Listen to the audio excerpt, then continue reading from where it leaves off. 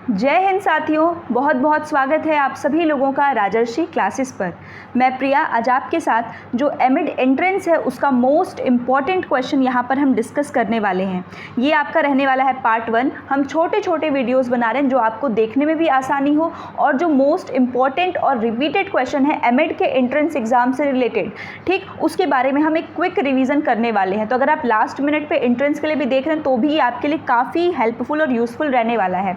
ये as it is इसमें वही क्वेश्चन इंक्लूडेड हैं जो सबसे ज़्यादा बार हर एक पेपर जो एमिड का एंट्रेंस है, चाहे वो CUET के अंतर्गत आपने दिया हो, चाहे आप अलग से किसी यूनिवर्सिटी का दे रहे हैं, जैसे विद्यापीठ का दे रहे हैं, तो सबके लिए आपका अलग अलग हर एक पेपर से आपको यहाँ पर क्वेश्चन देखने को मिलेगा। तो चलिए सबसे पहले डिस्कस करते हैं, बिल्कुल टू द पॉइंट रहने वाला है। टॉप 15 क्वेश्चन हम इसमें डिस्कस करेंगे। पार्ट 2 में फिर से हम 10-15 क्वेश्चन इसी प्रकार से जो है सीरीज़ वाइज लेकर आएंगे। इसके साथ ही वीडियो को शुरू करने से पहले आप सभी लोग जो लोग पहली बार इस चैनल पर वीडियो देख रहे हैं, पहली बार चैनल पर विजिट कर रहे हैं, सबसे पहले चैनल को सब्सक्राइब कर लीजिए और वीडियो को लाइक कर दीजिए।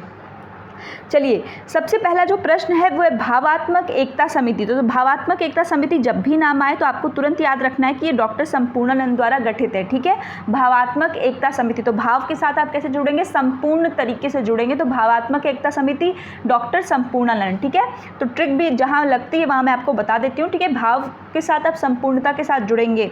हंसा मेहता समिति, ये 1962 की समिति है, चाइना वॉर के ठीक बाद ये बनाई गई थी, हंसा मेहता समिति। ठीक है, तो चाइना वॉर के बाद क्या होगा, हंस आएंगे। तो हंसा मेहता समिति 1962 में बनाई गई थी। किस लिए थी, तो ये स्त्री शिक्षा के लिए थी। ठीक है, महिला शिक्षा के लिए बनाई गई थी। राष्ट्रीय महिला शिक्षा समिति की अध्यक्ष कौन थी, दुर्गाबाई देशमुख। ये भी रिपीटेड क्वेश्चन है। राष्ट्रीय महिला शिक्षा समिति, इसकी जो है वो आपकी अध्यक्ष कौन है, दुर्गाबाई देशमुख है। क्लियर है, ठीक, तो इसकी अध्यक्ष कौन है, दुर्गाबाई देशमुख। ठीक है, महिला है तो दुर्गाबाई देशमुख इसकी अध्यक्ष हैं। और अगर इसका गठन पूछ दे, राष्ट्रीय महिला शिक्षा समिति का गठन कब हुआ था, तो गठन आपका हुआ था 1958 में। कब हुआ था, 1958 में, इस बात को याद रखेंगे। और सेम एज इट इज़ सब कुछ यही लिखा रहेगा, बस राष्ट्रीय महिला शिक्षा परिषद, समिति की जगह अगर परिषद कर देगा तो उसका गठन आपका 1959, उसके एक साल बाद हो जाएगा। ठीक है, समिति लिखा रहेगा तो 1958, अध्यक्ष दुर्गाबाई देशमुख, और परिषद लिख देगा तो 1959। लोक जुम्बिश कार्यक्रम, ये राजस्थान का है, ये पूछा हुआ रिपीटेड क्वेश्चन है। लोक जुम्बिश प्रोजेक्ट कहाँ का है, तो ये राजस्थान का है। क्लियर है, जैसे हम अलग अलग प्रोजेक्ट को पढ़ते हैं, सर्व शिक्षा अभियान पढ़ते हैं, ठीक, आपका RMSA पढ़ते हैं, उसी प्रकार से आपका लोक जुम्बिश है जो राजस्थान के लिए। सर्व शिक्षा अभियान की आपकी शुरुआत कब हुई थी, 2001 में इसकी शुरुआत की गई थी। SSA इसको शॉर्ट फॉर्म में कहते हैं, सर्व शिक्षा अभियान। सर्वप्रथम मुक्त विश्वविद्यालय कब खोला गया, तो 1979 में खोला गया था। और जो IGNOU है उसका एस्टेब्लिशमेंट ईयर कब है, 1985। 1985 को हम महिला दिवस के रूप में भी मनाते हैं, मतलब उस पूरे वर्ष को महिला दिवस के रूप में हम मनाते हैं। क्यों, क्योंकि इंदिरा गांधी उस टाइम प्राइम मिनिस्टर थे। तो IGNOU जो IGNOU भी है वो भी तो इंदिरा गांधी के ही नाम से बनाया गया है, open university, national open university. तो 1985 में ये जो है आपका होगा। पहला मुक्त विश्वविद्यालय बोलेगा तो 1979। क्लियर है, और बालिका शिक्षा की अगर बात करेगा तो अभी के टाइम में कस्तूरबा गांधी जो विद्यालय है उसकी बात हम यहाँ पर करने वाले हैं। ठीक है, इसके साथ ही अगर आपसे कहेगा कि जैसे आपको आज के टाइम में अगर आप देखते हैं कि राजभाषा हिंदी और लिपि देवनागरी, अगर हिंदी की बात करेगा तो वो आपके किस आर्टिकल में, तो आर्टिकल 343 याद रखिएगा। आर्टिकल 343 पहला वाला कहता है कि हिंदी उसकी राजभाषा, और दूसरा आर्टिकल 343 का पार्ट 2 इंग्लिश को एसोसिएट ऑफिशियल लैंग्वेज के रूप में बताता है। ये अधिक जानकारी आप याद रखेंगे।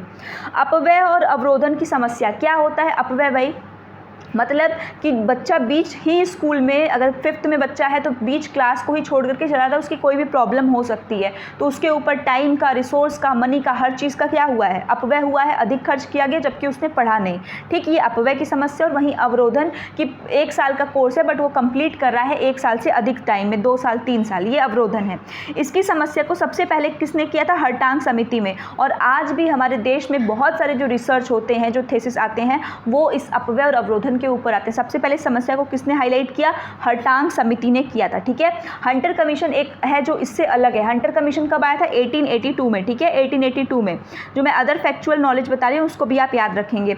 वर्धा शिक्षा सम्मेलन किसका है, महात्मा गांधी का, 1937 में दिया गया था। कब दिया गया था वर्धा शिक्षा सम्मेलन, 1937 में। यहाँ गांधी जी की जो शिक्षा है, जो शिक्षा पद्धति उन्होंने कहा है, वो कहा है कि भाई शिल्प आधारित शिक्षा होनी चाहिए और एक्टिविटी सेंटर्ड होनी चाहिए। ठीक ठीक है। एक्टिविटी क्रिया केंद्रित होनी चाहिए। फोर्ट विलियम कॉलेज की स्थापना किसने की है? Lord Wellesley. Lord Wellesley, fort William college की स्थापना लॉर्ड वेलेजली। अब ये कुछ 3 इंपॉर्टेंट हैं और इसके बाद से ही आपके क्वेश्चन बहुत यहाँ से आते हैं, तो बिल्कुल बहुत ध्यान से देखिएगा, ठीक है। पहला है विश्वविद्यालय शिक्षा, जिसको हम यूनिवर्सिटी एजुकेशन कमीशन कहते हैं। दूसरा, इसके अध्यक्ष, जो अदर इसका नाम है वही इसके अध्यक्ष के नाम पे रखा गया है, राधा कृष्णन कमीशन भी कहते हैं। 1948 से 49 इसका काम था यूनिवर्सिटी लेवल की एजुकेशन को सही करना, उसको रिकमेंडेशन देना कि और हम कैसे उसको बेटर कर सकते हैं, क्या उसमें लूप होल्स हैं। क्लियर है। दूसरे को कहते हैं माध्यमिक शिक्षा आयोग, बीच वाले स्तर के लिए थी, इसके अध्यक्ष थे मुदालियर, इसलिए इसको मुदालियर कमीशन भी कहते हैं। 1952-54 में रिपोर्ट दे दी इन्होंने। तीसरा है शिक्षा आयोग और कोठारी आयोग, मोस्ट इंपॉर्टेंट है। एजुकेशन कमीशन इंग्लिश में कहते हैं, हिंदी में शिक्षा आयोग। 64 में बना, 66 में इन्होंने अपना दे दिया। दौलत सिंह कोठारी इसके अध्यक्ष थे। अब देखिए शिक्षा आयोग से कितने प्रश्न आए हैं, ये पूरे के पूरे शिक्षा आयोग का है, इसलिए मैंने इसको एक साथ रखा है ताकि आप याद कर लें।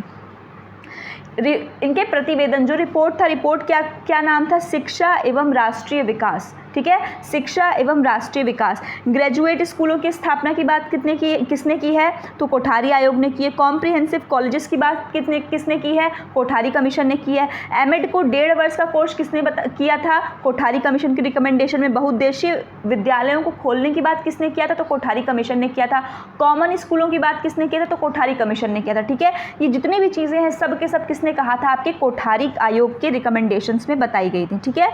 शिक्षा जो है समवर्ती सूची में 1976 में लाया गया था। कब लाया गया था? 1976। समवर्ती सूची का अर्थ होता है कि जिस पर केंद्र, जो आपका सेंटर है, और जो स्टेट है, दोनों उसके अकॉर्डिंग अपने अकॉर्डिंग नियम बना सकते हैं, ठीक है। तो ये थे आपके आज के टॉप 15 क्वेश्चंस। उम्मीद है कि ये वीडियो जो है छोटी है किंतु आप लोगों के लिए काफ़ी हेल्पफुल रही होगी।